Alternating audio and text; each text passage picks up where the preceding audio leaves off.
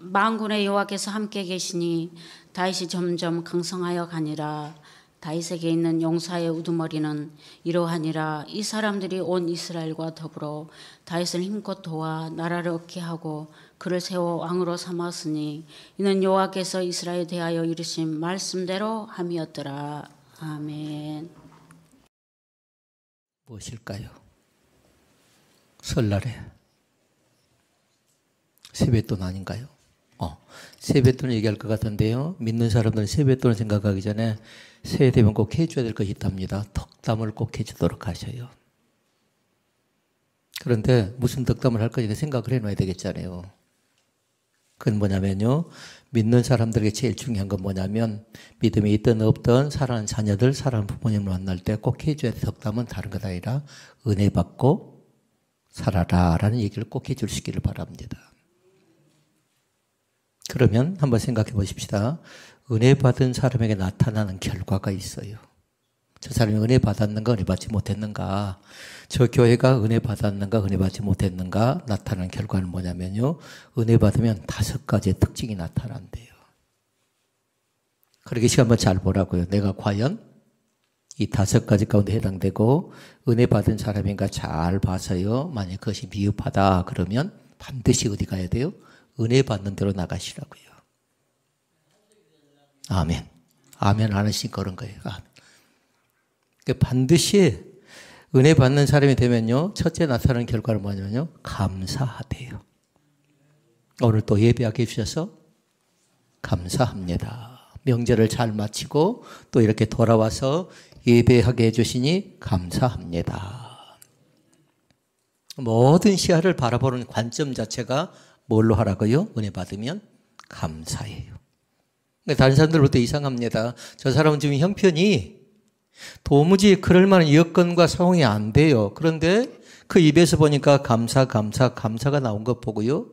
이상하게 생각할 수 있습니다. 그런데 믿는 사람들 볼 때는 지극히 정상적이라는 걸 잃어버리지 않기를 원합니다. 감사가 사라져버리면요. 믿는 사람이 삭막하게 이를 데 없답니다. 냉랭하답니다. 믿는 사람 가운데 감사가 없지요. 그럼 뭐냐면요. 입술에 대한 감사가 없으면요. 그 사람은 뭐냐면 그 속에 냉담, 오히려 더 냉정해질 수 있어요. 이것이 믿는 사람과 믿지 않는 사람 다르답니다.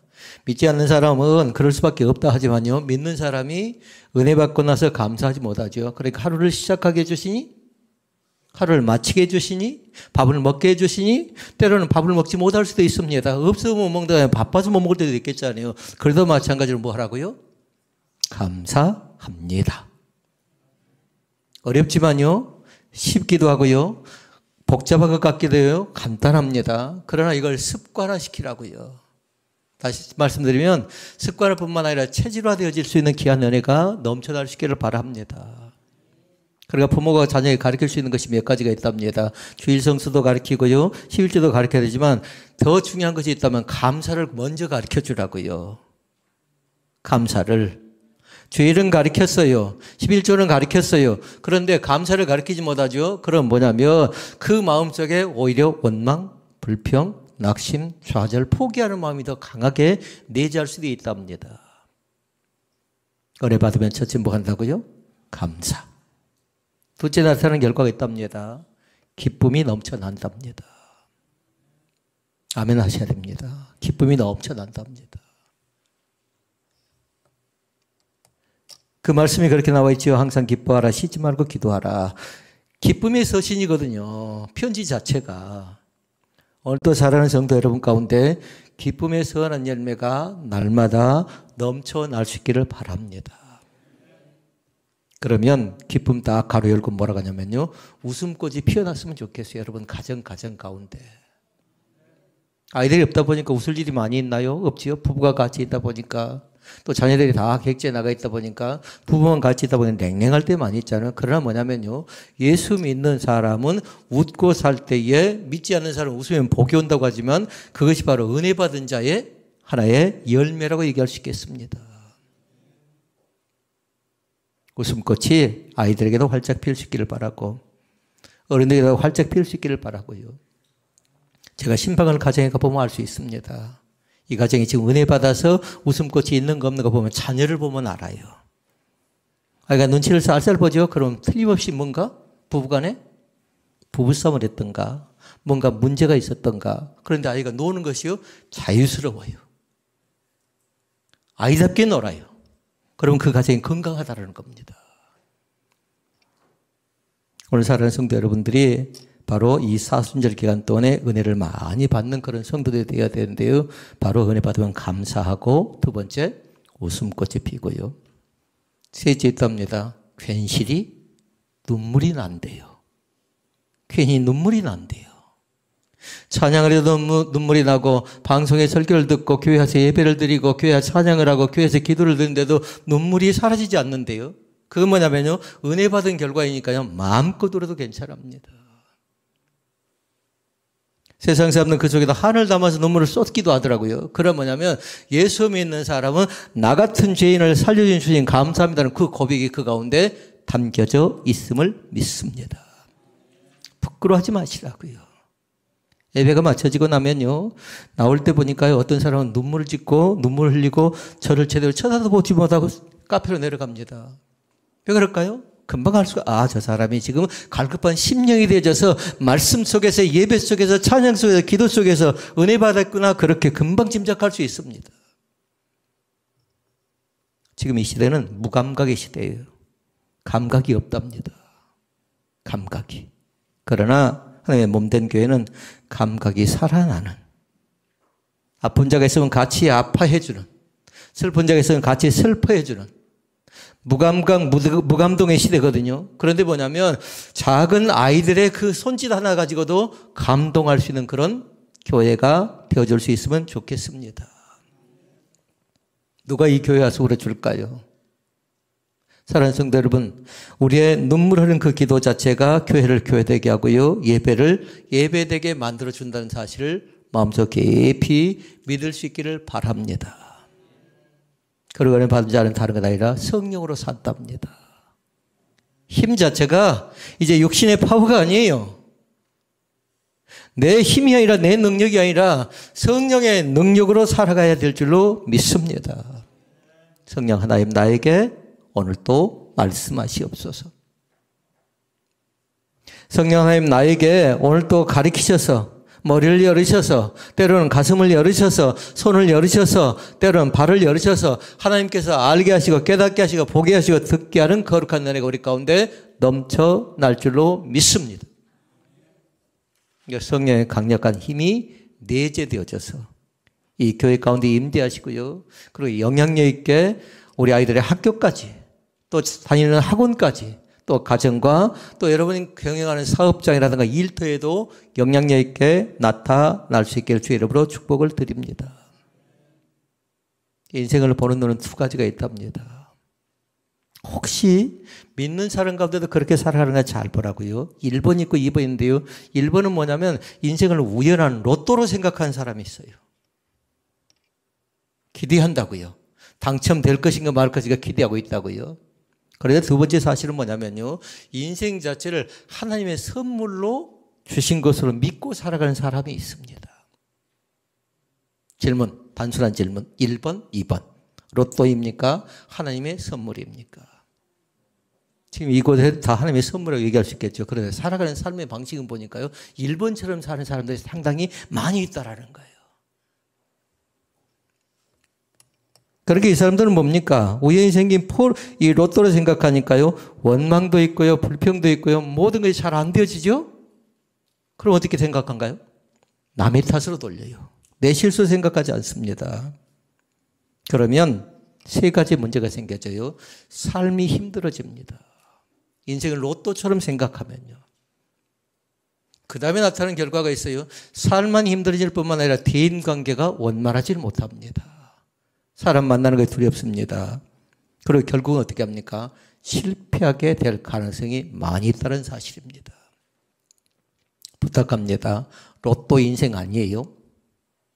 아멘? 로또 인생 아니라고요. 대신 반면에 다른 종류의 사람은 뭐냐면요, 인생을 하나님의 선물로 생각하는데, 그래서 그 사람들은 뭐냐면 모든 조건과 환경을 다 하나님께 돌리고요, 하나님의 은혜로 생각하면서, 아까 우리 생각했죠? 은혜 받은 자는 감사하고, 은혜 받은 자는 기뻐하고, 은혜 받은 자는 눈물 흘릴 줄 알고, 은혜 받은 자는 성령 충만하다고 했잖아요. 선물이라고요. 내가 잘나서, 내가 믿음이 좋아서가 아니라 나 같은 사람에게도 하나님께 주신 귀한 선물이 있다는 사실을 날마다 믿을 수 있기를 바랍니다. 그런 사람 어쩌든가요? 내가 매일 기쁘게 찬양할 줄 안답니다. 삶이 즐거워진답니다. 대인관계가 좋아집니다. 그리고 성공하게 됩니다. 오늘 그 사실을 꼭 믿을 수 있기를 바랍니다. 그리고 우리의 삶 자체는 하나님이 주신 큰 선물인 것을 믿습니다. 어쩌면 길게 삽니다. 어쩌면 짧게 삽니다. 그럼 오늘 하루는 뭔가요? 삶의 모든 순간도 하나님이 주신 작은 선물들임을 날마다 잃어버리지 마시라고요. 큰 선물도 중요하지만요, 작은 선물 속에 뭐가 담겨 있던가요? 정성이 담겨져 있습니다. 작은 선물 속에 관심이 담겨져 있습니다. 이게 교회는 다른 것도 아니에요. 누가 더 정성스럽게 교회를 섬기느냐, 누가 더 관심 있게 교회를 출입하느냐에 따라서 그 사람의 믿음의 정도가 드러나 버리는 거죠. 오늘도 사랑하는 성도들이 하나님의 관점의 삶을 바라보고 항상 현재보다는 장차 우리에게 나타날 큰 영광의 기쁜 소식을 날마다 기대하도록 하십시다. 오늘보다는 뭘 생각해야 될까요? 내일을 생각하고요. 그리고 내일보다는 다음 세대가 어찌 될 것인가 생각하면서 다음 세대에 한 열매를 꼭 맺어갈 수 있기를 바랍니다. 한국교회가 관심을 두고 있는 것이 지금 3040이랍니다. 3040. 30대와 40대랍니다. 코로나가 되고 나서요, 30이 사라져버렸답니다. 이제 나중에 사라질 세대는 40이 또 사라질 위기 가운데 처해 있답니다.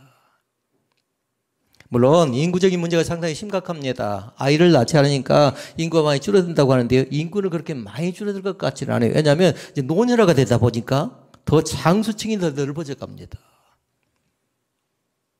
그러니 이 교회가 가장 우선시 여겨야 될 것이 무엇인가 쭉 한번 점검해 보시고요, 다음 세대를 향한 기도를 집중적으로 해나갈 수 있기를 주의 이름으로 축복을 드립니다.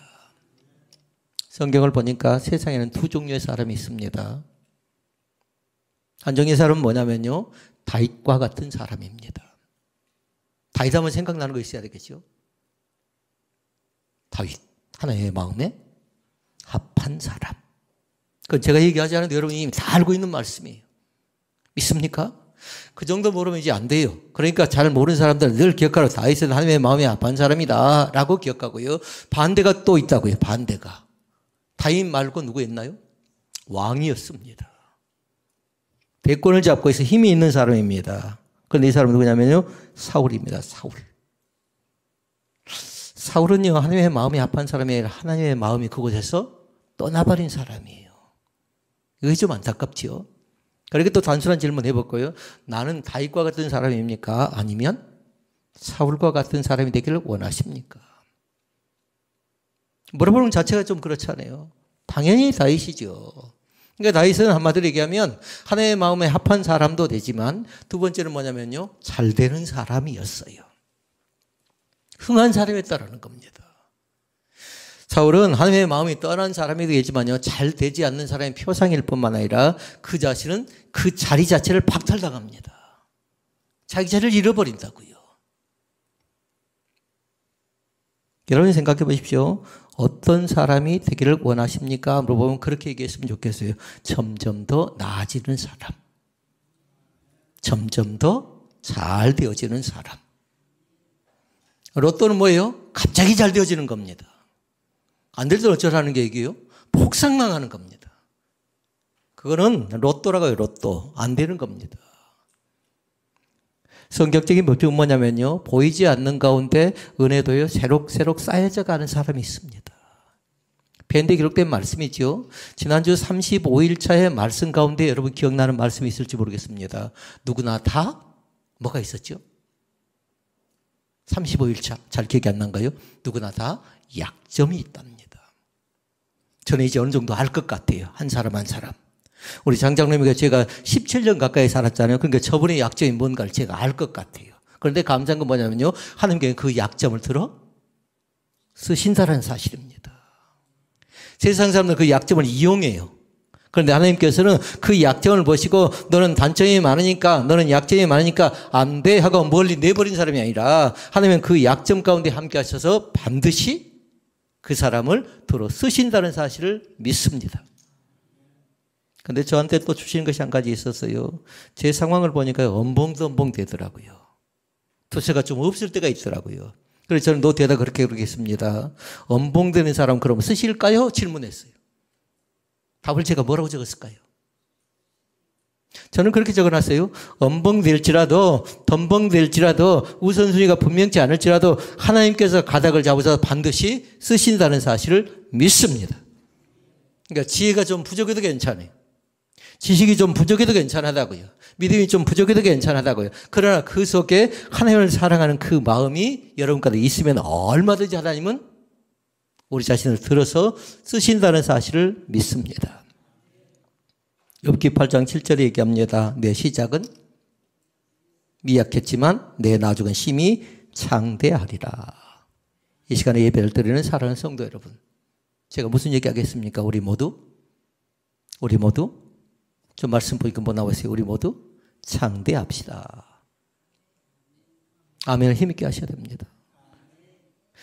라이브 예배가 참여한 사람들 마찬가지예요. 우리 모두 형통합시다. 우리 모두 번성합시다. 우리 모두 새로운 미래를 기대해 봅시다라고 이 시간 간곡하게 부탁을 드립니다. 다윗과 사울이 그랬습니다. 사무엘하 3장 1절 말씀에 보면 다윗과 사울이 비교가 돼요.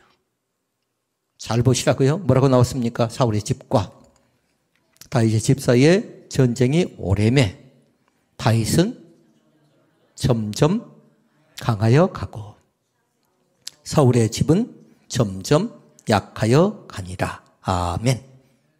질문, 왜 그렇게 되었을까요? 왜 그렇게 되었을까요? 다윗의 집은 점점 강한답니다. 사울의 집은 점점 약해져 갑니다. 답이 나와 있는데요. 9절 말씀에 나와 있어요. 본문 9절 말씀에 보니까 만군의 여호와께서 함께 하시니라. 함께 계신대요. 누구의 집에요? 다윗의 집에는 하나님께서 함께 하신대요. 만약에 적는 사람은 그 속에다 뭘 적어야 되겠나요? 네 자로. 임마누엘 하나님 아닌가요? 날마다 함께 동행하신대요. 어디를 가든지 무슨 계획을 하든지 간에 선한 영향력을 통해서 날마다 함께 하시는 그 주님을 체험할 수 있기를 주의 이름으로 축복을 드립니다.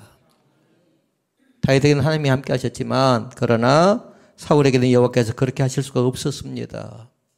왜요? 하나님 그 마음이 떠나버렸거든요. 그래서 오늘 말씀을 통해 살펴보고자 하는 게 다른 것 아닙니다. 어떻게 해야 하나님께서 함께 하시는 사람이 될 수 있을까요? 라는 거예요. 하나님이 쓰시는 사람, 하나님께서 함께 하는 사람인데 과연 어떤 사람을 하나님께 쓰시고 어떤 사람이 되어야 될 것인가를 세 가지 말씀을 통해서 정리하고 말씀을 맺도록 하겠습니다. 다윗을 중심으로 봅니다. 첫째는 뭐냐면요. 하나의 마음에 쏙 드는 사람이 될 수 있기를 바랍니다. 하나의 마음에 드는 사람. 다시 말씀을 드리면 다윗은 뭐라고 했죠? 아까 하나님의 마음에 합한 사람이라고 했잖아요. 그러니까 여러분 그 뒤에다 그렇게 적어놔야 돼요. 하나님의 마음에 드는 사람은 곧 누구다? 하나님의 마음에 합한 사람이다 라고 얘기할 수가 있겠습니다. 사도행전 15장 13장 22절 말씀 같이 읽습니다. 내가 이세 아들 다윗을 만나니 내 마음에 맞는 사람이라 내 뜻을 다 이루리라. 아멘. 그러니까 줄을 딱 그어야 돼. 내 마음에 맞는 사람, 하나님의 마음에 드는 사람, 하나님의 마음에 합당한 사람. 오늘 이 시대에 그 사람을 찾고 있답니다. 하나님께서 그 기준과 그 마음을 아신다고요. 그러니까 여러분들 잘 보십시오. 사람은 외모를 보거니와 나 여호와는 중심을 본대요. 중심. 저는 쉽게 흔들리지 않기를 원합니다. 믿음이 안정적인 사람은 오락가락하지 않습니다. 쉽게 흔들리지 않습니다. 그리고 우리가 지난 주간에 말씀 봤던 거 있어요. 감정적인 사람도 있고, 또 두 번째 기억날까요? 정서적으로 안정적인 사람도 있고, 세 번째는 믿음이 있는 사람도 있다고 했습니다. 그러면 답은 뭐예요?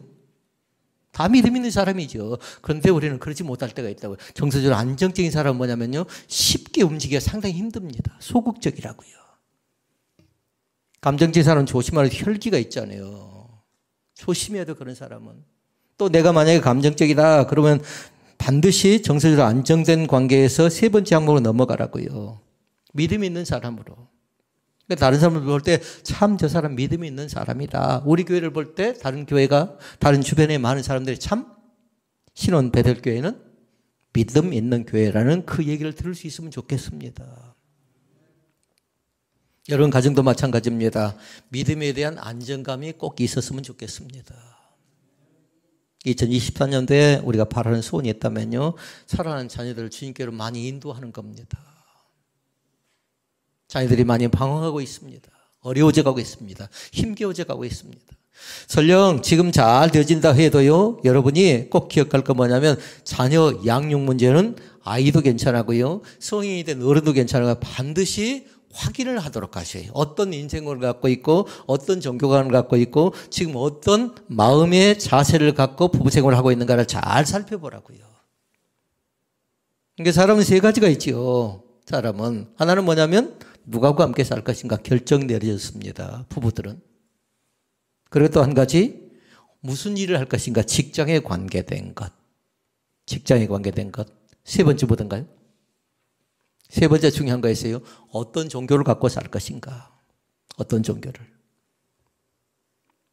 신천지에 너무나 극성 부린답니다. 너무나 힘겹게 합니다. 어렵게 합니다. 곤란스럽게 합니다. 그렇게 생쇼를 많이 벌이죠.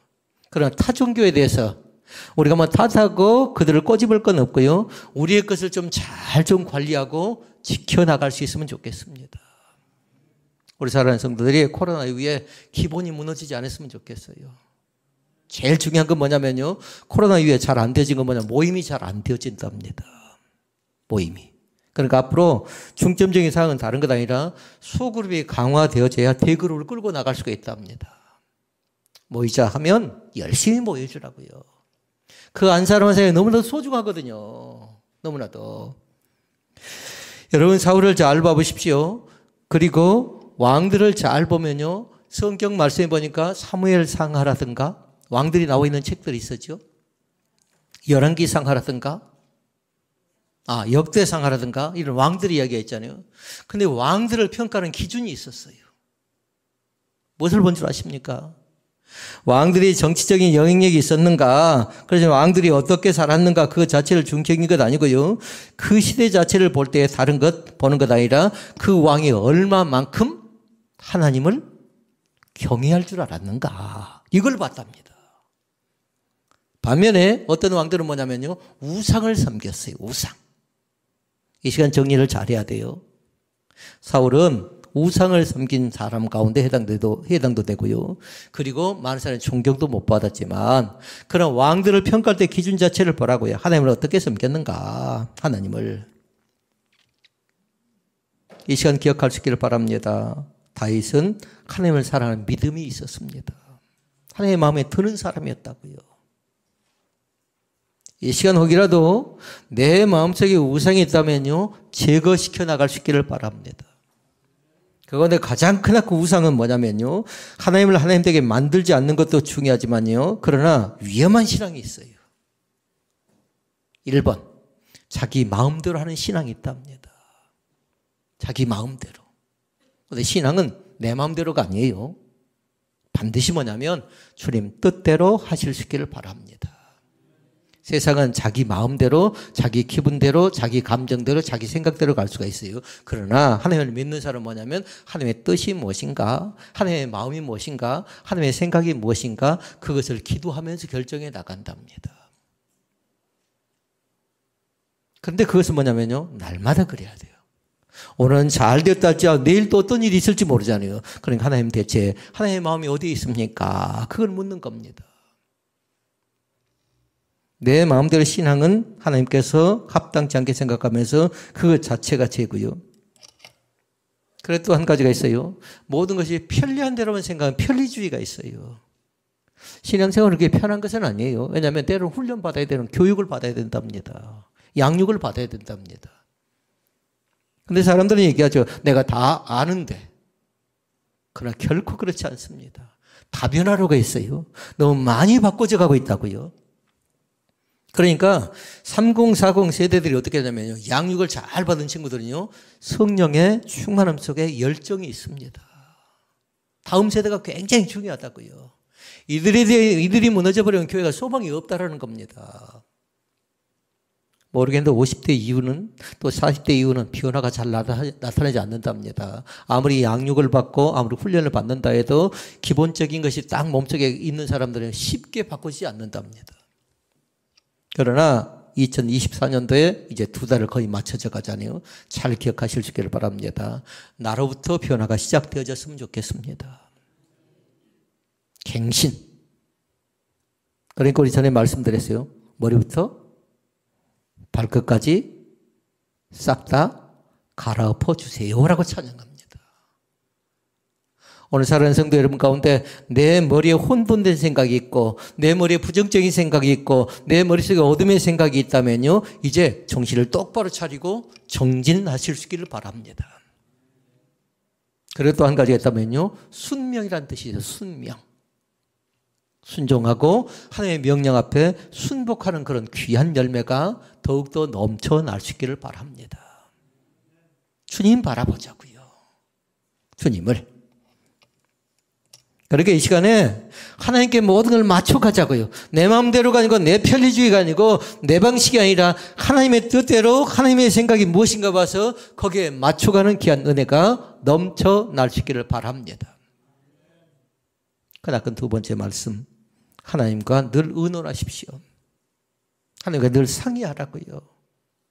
하루하루를 오늘 어떻게 하면 좋겠습니까? 오늘 해야 됩니까? 말아야 됩니까? 이것이 다윗과 사울의 다른 점이에요. 하나님이 다윗과 함께한 것은 매사에 하나님께 물어봅니다. 매사에 하나님께 의논했습니다.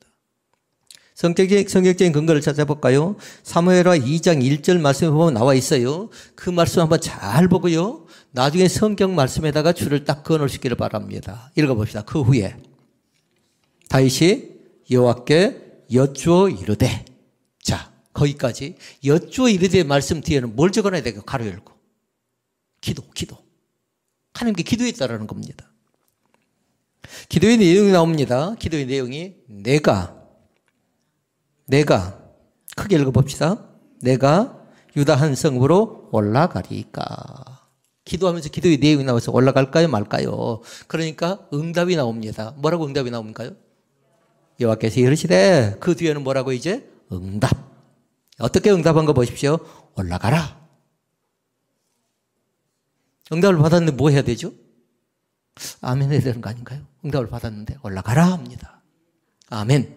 그리고 말씀합니다. 다윗이 아뢰되 어디로 가리니까 또 묻습니다. 그러니까 이건 또 뭐예요? 또 기도하고 있는 겁니다. 그러니까 하나님께서도 응답 줍니다. 어디로 가라고요? 지역을 구체적으로 정확하게 설명합니다.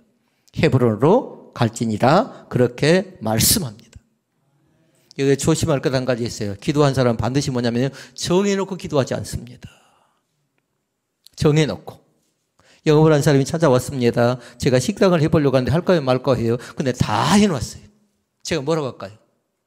가지 마십시오 하면 저한테 굉장히 서운할 거예요. 다 준비해 왔는데. 지역도 어느 지역인가를 정해놨고 이미 계약까지 다 하고 왔는데 어쩌란 말이에요. 근데 볼 때 좀 아쉬운 게 있죠.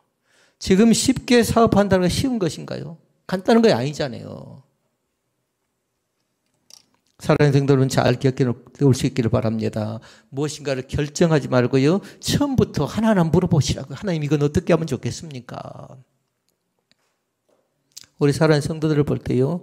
꼼꼼하고 세밀하고 촘촘하게 기도한 사람들이 있다라면요. 더 구체적으로 하실 수 있기를 바라고 만약에 내 기도가 엉성하고 내 기도가 집중하지 못하고 대충 형식적이었다라면요. 체계를 다시 잡아갈 수 있기를 바랍니다. 그러니까 제일 중요한 기도는 다른 것 아니세요? 말씀으로 기도하는 겁니다. 말씀으로. 그러니까 다윗의 기도는 굉장히 중요해요. 기도했습니다. 하나님 어떻게 말씀하실 건가? 응답을 기대하는 겁니다. 그러니까 기도는 단순한 것 아니에요. 그러니까 성경 그렇게 얘기해요. 증언부언하지 말래요. 그래서 얘기합니다. 구하라. 아멘. 찾으라. 아멘. 문을 두드리라. 아멘. 부르짖으라 이렇게 말씀합니다. 그런데 성경은 더 중요한 말씀이에요. 너희가 구하기 전에 이미 너에게 있어야 할 것을 아신대요. 그러면 생각해 보십시오. 우리가 구하지 않고 하나님 주셔야 되지 않습니까? 하는데 그러지 않고 하나님은 우리를 통해서 역사하기를 원하십니다. 오늘도 마찬가지로 하나님을 간절히 찾을 수 있기를 바랍니다. 또 다윗이 하나님과 의논하는 장면이 나옵니다. 다윗이 블레셋과 싸울 때도 그랬습니다. 사무엘하 5장 19절 말씀에 보면 나옵니다. 읽어볼까요? 다윗이 여호와께 물어 가로되, 그건 뭐라고요? 가로 열고 기도. 내가 블레셋 사람에게로 올라가리까. 기도에 대한 내용 나왔고, 그러니까 여호와께서 우리 가운데 줍니다. 응답해 주는 건 뭐예요? 여호와께서 저희를 내 손에 붙이겠나이까. 계속 질문한 내용이죠. 그러니까 여호와께서 다윗에게 말씀합니다. 응답하는 내용이 나옵니다. 올라가라. 올라가라 말씀하고요. 내가 단정코 블레셋 사람 내 손에 붙이리라 하신지라. 아멘. 하나하나 다 물었지요. 구체적으로 물었습니다. 그런데 사울은 어떻게 한 줄 아십니까? 사울의 단점은 하나님께 묻지 않아요. 하나님의 마음과 상관이 없다고요. 하나님의 뜻대로 구하지 않습니다. 역대상 10장 14절 말씀에 나옵니다. 쉽게 나와 있어요. 뭐라고 나와 있죠? 여호와께 묻지 아니하셨으므로. 뒤에 볼 것도 말 것도 없어요. 이것이 다윗과 사울의 다른 점이에요. 다윗은 중요한 것, 의논하고 묻고 계속해서 묻고 확인하고 어떻게 되어졌으면 좋겠습니까 하고 늘 질문하는 그 신앙의 의논하는 그 모습이 다윗의 신앙이었던 걸 믿습니다. 여러분, 곤란한 문제가 있습니까? 어려운 문제가 있습니까? 해결받지 못한 문제가 있습니까? 그러면 더 꼼꼼하고 더 촘촘하고 더 세밀하게. 그래서 제가 노트를 늘 강조하지요. 그런 사람은 24시간을 더 알차게 살아야 되고 더 체계적으로 구체적으로 하나님께 대신 이 한 시간을 나에게 주셨는데 이 한 시간 속에서 은혜 받게 하고 은혜 받으면 감사하고 기뻐하고 그 다음에 울음 있고 그 다음에 성령 충만하고 오늘 그 열매가 넘쳐날 수 있기를 바랍니다. 제가 신방을 가서 보니까 노트를 가져오라 했더니 그 속에가 글씨를 써놨는데 눈물방울 떨어진 흔적도 본 적이 있습니다. 왜 그럴까요? 절절하니까 그러지요. 절절하니까. 그래서 제가 그 페이지 없애지 말라고 했어요. 나중에 신앙이 해이해지고 신앙이 뭔가 방심할 때는 반드시 그걸 꺼내서 내가 그때 받던 은혜를 더 간절하게 새기라고 드린 적도 있습니다. 오늘 사랑하는 성도 여러분, 내 신앙은 귀한 것입니다. 나 한 사람 사는 것 아니라 내가 살아야 자녀에 대해서 관심도 가질 수 있고 내가 살아야 남편에 대한 믿음도 점검할 수 있고 아내에 대한 믿음도 점검하고 부모에 대한 믿음도 확인할 수가 있겠죠. 그냥 교회만 나온다고 되는 것도 아니죠. 이제 전심을 다해서 온 마음을 다해서 주님을 사랑하는 그런 귀한 은혜 우리 가운데 있어지길 원합니다. 마지막 세 번째, 하나님이 어떤 사람을 들어 쓰실까요? 은혜를 받는 사람을 하나님은 찾고 계십니다. 오늘 사랑하는 성도들이 은혜를 많이 받았으면 좋겠습니다. 그런데 은혜를 받는 사람은 다른 사람이 아니었어요. 반드시 그 옆에 뭐냐면 돕는 협력자가 있었답니다. 돕는 협력자가. 말씀 봐볼까요? 역대상 11장 10절 말씀에 나옵니다.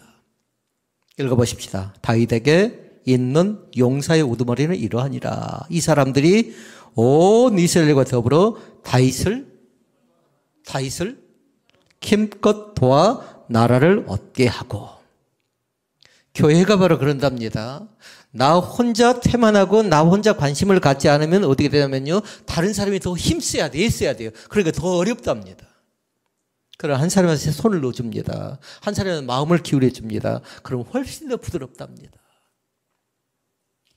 사랑하는 성도 여러분, 함께 같이 하도록 하십시다. 무슨 일을 하든지 간에 예배도 마찬가지, 찬양도 마찬가지, 기도도 마찬가지, 봉사와 섬김도 마찬가지고요. 나눔도 마찬가지고 함께 같이 할 때에 배가의 법칙이 나타날 줄로 믿습니다. 지금 정치인들 가운데 합당한 것이 있죠. 그러니까 두 것이 합쳤잖아요. 1+1은 뭐가 된가요? 2가 돼야 되잖아요. 그런데 믿는 사람들의 공식은 그렇지 않답니다. 1+1은 2가 아니라 4가 되는데요. 4뿐만 아니라 플러스 알파가 된답니다. 그런데 정치인들은 그 속에 뭐가 있냐면요. 셈법이 있어요. 이익이 있다고요. 그러니까 그들은 뭐냐면 1+1은 2가 돼야 되는데 2라는 공식 자체도 성립이 안 됩니다. 왜요? 그 속에 꼼수가 담겨져 있는데. 그러나 믿는 사람은 그렇지 않습니다. 믿는 사람은 순수하게 그냥 믿어주는 겁니다.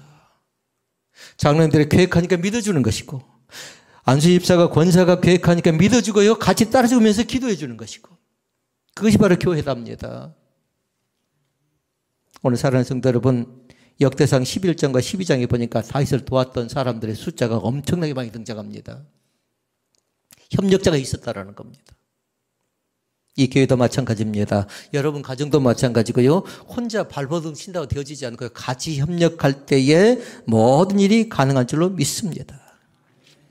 야고보서 1장 17절에 나와 있습니다. 하나님의 은혜에 관계된 말씀인데요. 은혜 뒤에 은사가 나와 있어요. 같이 읽어볼까요? 야고보서 1장 17절. 온갖 좋은 은사와 온전한 선물이 다 어디로 나온대요? 위로부터 빛들의 아버지께로부터 내려오나니. 은혜와 은사와 선물 자체가 누구한테 온다고요? 하나님을 통해서 우리 가운데 주신 선물인 줄로 믿습니다. 그래서 서두에 봤어요. 1번은 뭐였죠 아까? 로또 인생 합당치 않습니다. 하나님께서 나에게 하루하루를 뭘로 주었다고요? 선물로 주었다고요. 일생을 큰 선물을 줬다면 오늘은 뭐냐면 작은 선물인데도 그 선물도 값어치가 없는 것이 아니라고요.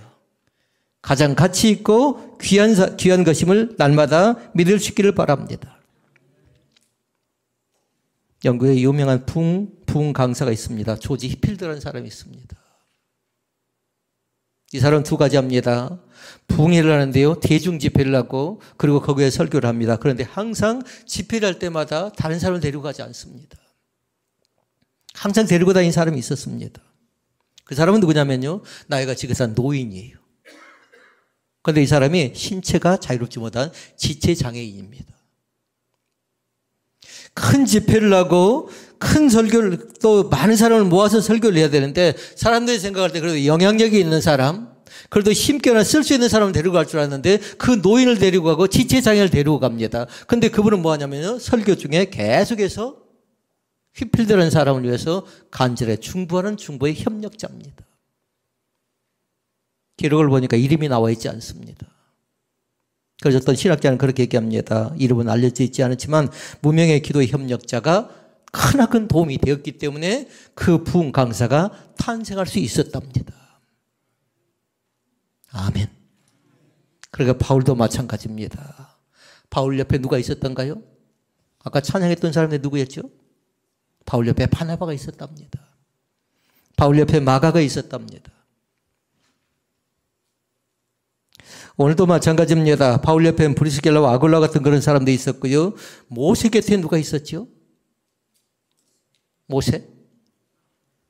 말씀 속에 보니까 그렇게 얘기합니다. 모세의 손이 올라가면 전쟁 가운데 승리하고 내려오면 전쟁 가운데 패할 때 그때 당시 등장한 협력자들이 있었어요. 아론과 훌이라는 사람이 등장합니다. 그러나 여러분 한 사람 더 기억해야 돼요. 모세 후계자가 누구죠? 여호수아입니다. 그러니까 모세의 협력자는 다른 사람이 아니라 아론도 되고 훌도 되지만 또 한 사람 누구라고요? 여호수아도 모세의 협력자답니다. 다니엘이 있습니다. 다니엘 옆에 또 세 사람이 있습니다. 사드락과 메삭과 아벳느고라는 협력자가 있었습니다. 오늘도 마찬가지에 신혼 베들교회도 두 분의 장로님이 계시면서요. 또 사랑하는 재직들이 있으면서요. 사랑하는 성도들이 협력자로 자리매김할 수 있기를 주의 이름으로 부탁을 드립니다. 말씀을 정리합니다. 하나님의 마음에 드는 사람이 될 수 있기를 바랍니다. 하나님과 늘 의논하자고요. 어떻게 하면 좋겠습니까? 큰 일도 의논하고 작은 일도 의논하고 내가 결정해서 이렇게 하기로 했습니다라고 얘기하는 것 아니라 하나님 어떻게 하면 좋겠습니까 하고 같이 기도하면서 결정해 나갈 때요 배가의 법칙이 나타날 줄로 믿습니다. 한 사람 한 사람 은혜 받다 보면 이 교회가 더욱더 은혜스러운 교회로 결국은 성령 충만한 교회로 새롭게 거듭나는 귀한 열매가 우리 가운데 있어질 줄로 믿습니다. 기도하시겠습니다. 우리 아버지 하나님